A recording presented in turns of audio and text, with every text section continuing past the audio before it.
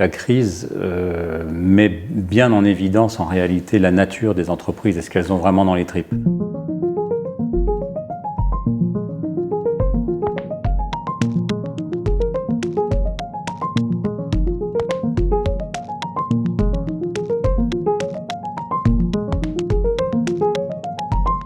Pour nous, une entreprise altruiste, c'est une entreprise qui sert, à travers toutes ses activités de cœur de métier, tous ses interlocuteurs externes de façon inconditionnelle.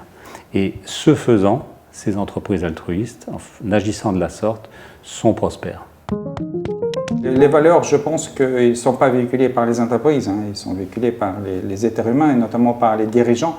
Et ce que nous avons étudié, c'est justement ces patrons qui ont décidé de transformer leurs entreprises autour des valeurs probablement qu'ils portaient déjà dans leur cœur. Et notamment cette volonté de faire de l'entreprise, on pourrait dire, une force de progrès social. Peut-être ce qui relie toutes les entreprises qu'on a étudiées, c'est finalement la valeur de l'autre, c'est-à-dire le respect de l'autre en tant que personne qu'on ne peut pas répéter à l'infini, qui n'est pas un objet qu'on peut manipuler. Quand on parle des interlocuteurs, on a choisi ce mot dans notre définition plutôt que de dire les parties prenantes, comme on dit en général, parce qu'on pense qu'un interlocuteur, c'est vraiment quelqu'un, une personne particulière et non pas une entité abstraite. Voilà.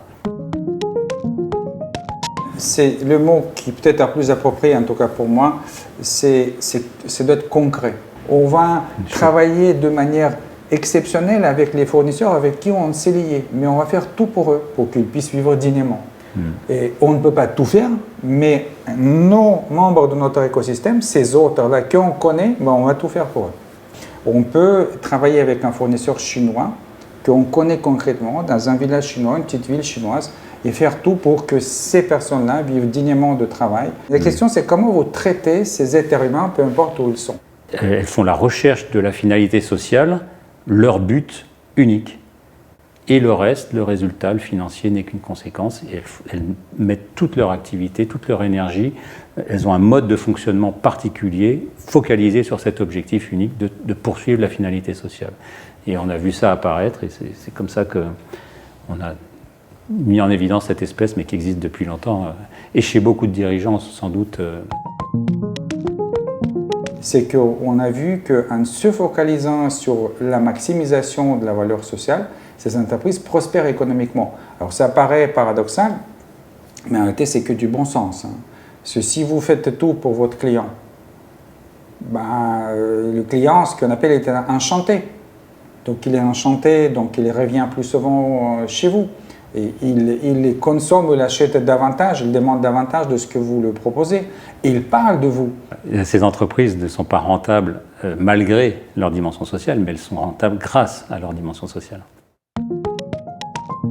Avec la crise, met bien en évidence en réalité la nature des entreprises et ce qu'elles ont vraiment dans les tripes.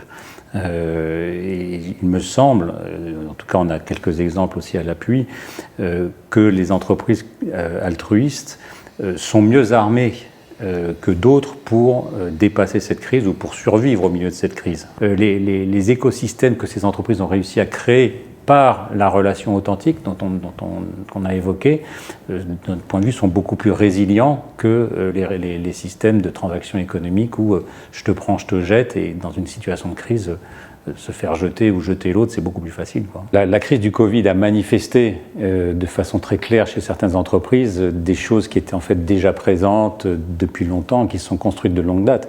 Et un des exemples magnifiques en fait de cette manifestation, de cette éclosion publique et très rapide de ces entreprises altruistes, c'est les tissages de Charlieu que vous allez rencontrer et dans lequel vous verrez la rapidité et aussi la force en fait d'un projet d'entreprise qui est orienté et tourné vers l'autre.